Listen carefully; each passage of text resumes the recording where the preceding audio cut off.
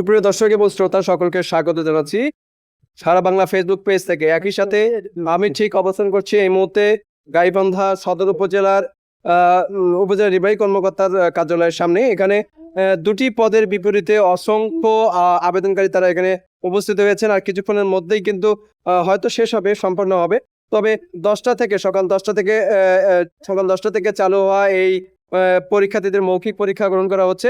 একই সাথে এখানে এখানে কানায় পূর্ণ হয়ে গেছে মানুষ, এবং যারা আবেদন করেছেন তারা কিন্তু এখানে উপস্থিত হয়েছেন। আপনারা যদি দেখার চেষ্টা করি তাহলে এখানে কিন্তু পা রাখার পর্যন্ত কোনো জায়গা নেই।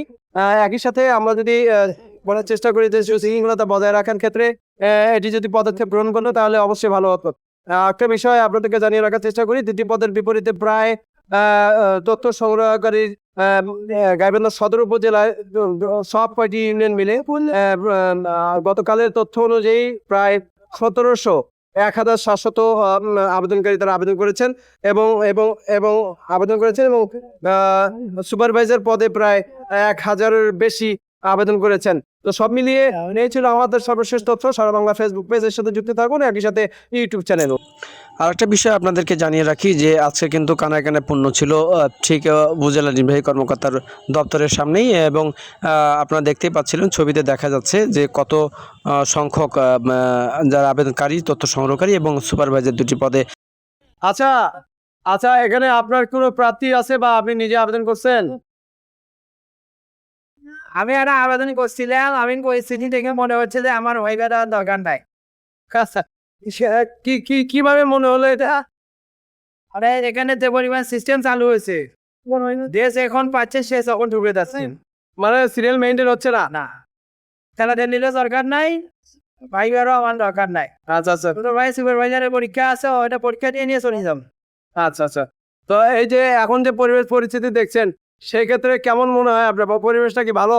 সবাই চাচ্ছে যে আমার একটা ভাই বোনে আমার চাকরিটা হোক, মানে সবারই আশা এটা, প্রত্যাশা। আশা এটা যাতে বা খাবারে একটা কর্মের ব্যবস্থা হোক।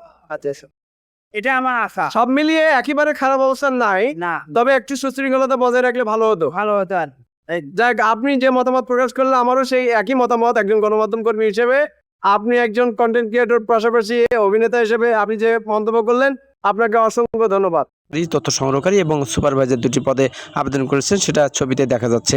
তবে তারপর আমরা বলার চেষ্টা করি এবং বলে রাখি যে প্রায় 1700 তথ্য সংগ্রহকারী এবং 1000-এর ঊর্ধ্বে সুপারভাইজার পদে আবেদন করেছেন তারা। তবে একটা কথা বলে রাখার চেষ্টা করি, সেটি হচ্ছে যে আজকে কিন্তু কোনো রূপ বিশৃঙ্খলা ছাড়াই কিন্তু আজকের এই যে মৌখিক পরীক্ষা ছিল, প্রথম অর্ধ এবং দ্বিতীয় অর্ধ, এই দুটি সময়ে কিন্তু তারা সঠিকভাবে পরীক্ষা নিয়েছেন।